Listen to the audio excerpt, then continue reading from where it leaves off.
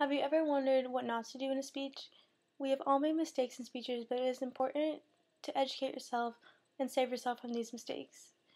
In persuasive speeches, there are many errors and things that can go wrong. It is important to be credible in your main points and arguments. Today, I will be describing two different fallacies associated with persuasive speeches. These are appeal to tradition and sweeping generalizations. Hi, my name is Frankie Braddock, and I have done extensive research to provide you with resourceful information on these fallacies. First, I will talk about appeal to tradition, and secondly, I will talk about sweeping generalizations.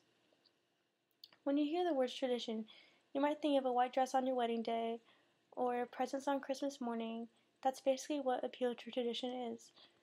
Appeal to tradition is defined as an argument where evidence is correct on the basis of a tradition in the past or the present. Austin Klein, the regional director for the Council of Secular Humanism, states that appeal to tradition is not only necessarily targeting people, but it targets the interests and habits of people such as tradition and culture. Let's say you are writing a persuasive essay on gay marriage. As a disclaimer, this is not my own views, I'm just using it as an example.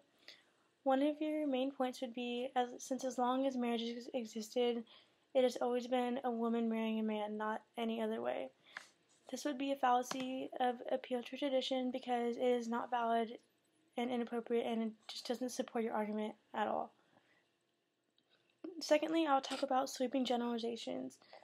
The second fallacy that I'll be discussing, you might hear and you think, what does that mean? Well, I'm here to help you understand. A sweeping generalization is defined as an argument that applies to a general statement with a broad sense. In our everyday lives, we commonly make generalizations about what we see. As an example, in TV shows, cheerleaders are associated with the popular crowd, and that is just a generalization in the broad sense. According to logical fallacies, a sweeping generalization is defined as an argument that applies to a general statement in a broad sense. For an example of a sweeping generalization, in a persuasive speech, an example would be, you get what you pay for. It's better to spend $400 on a homecoming dress from Sherry Hill than to buy the same dress at JCPenney for $100. This is an example of the sweeping generalizations because the statement, you get what you pay for, is general and it could not apply into all situations. It is important, before tackling any persuasive speech, to be informed on what fallacies are and how to avoid them. Fallacies make your argument irrelevant and invalid. To have a successful speech, you need to have credible arguments from well-known sources.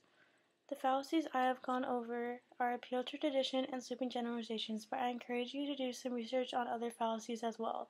Thank you for your time and good luck writing your speech.